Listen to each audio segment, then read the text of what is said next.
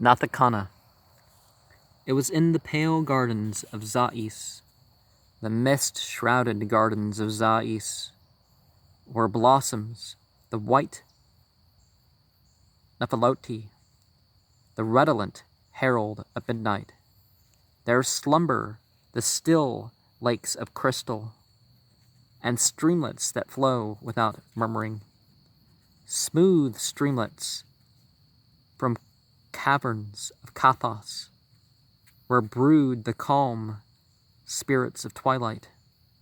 And over the lakes and the streamlets are bridges of pure alabaster, white bridges all cunningly carven, with figures of fairies and damons.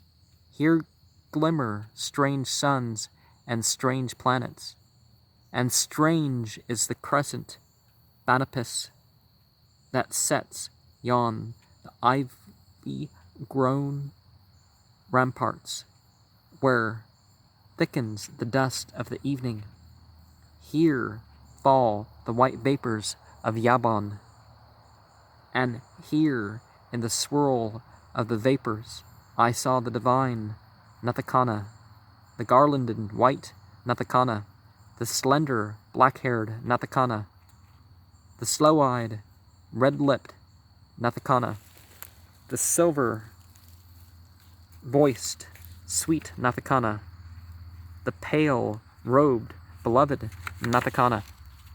And ever was she my beloved, from ages when time was unfashioned, from days when the stars were not fashioned, nor anything fashioned but Yabon. And here dwelt we ever and ever, the innocent children of Zais, at peace in the paths and the arbors, white-crowned with the blessed Nephaloti. How oft would we float in the twilight, o'er flowered-covered pastures and hillsides, all white with the lowly Astalthon, the lowly yet lovely Astalthon, the dreams in a world made of dreaming, the dreams that are fairer than Iden, bright dreams that are nearer, truer than reason. So dreamed and so loved we through ages, till came the cursed season of Dzandan, the damned season of Dzandan, when red shone the suns and the planets, and red gleamed the crescent Banapis, and red fell the vapors of Yabon. Then reddened the blossoms and streamlets, and lakes that lay under the bridges, and even the calm alabaster glowed pink with uncanny reflections, till all the carved fairies and damons leered redly from backgrounds of shadow. I strove to peer through the dense curtain, and glimpse the divine Nathicana, the pure, ever-pale Nathicana, the loved, the unchanged Nathicana. But vortex on vortex of madness beclouded my laboring vision, my damnable, reddening vision, that built a new world for my seeing, a new world of redness and darkness, a horrible coma called living. And now, in this coma called living, I view the bright phantoms of beauty, the false, hollow phantoms of beauty, that cloak all the evils of Dzandan. I view them with infinite longing.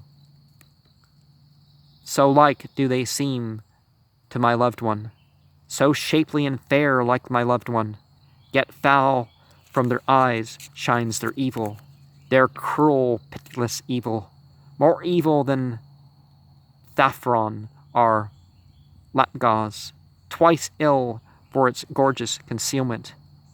And only in slumber of midnight appears the lost maid Nathicana, the pallid, the pure Nathicana, who fades at the glance of the dreamer.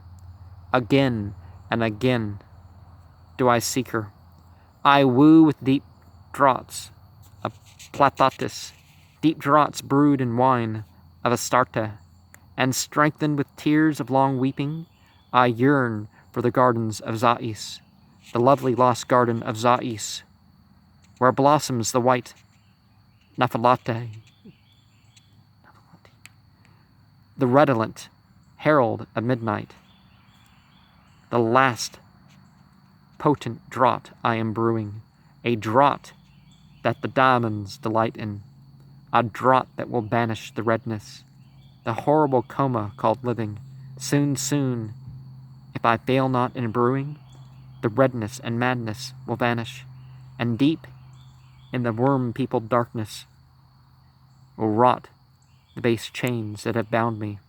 Once more shall the garden of Zais dawn white on my long tortured vision, and there, midst the vapors of Yabon, will stand the divine Nathicana, the deathless, restored Nathicana, whose like is not met with in living. And certainly not this world for itself, but there's underlying spiritual reality. And perhaps when the world's for itself, you can't see the good and evil of that spiritual reality.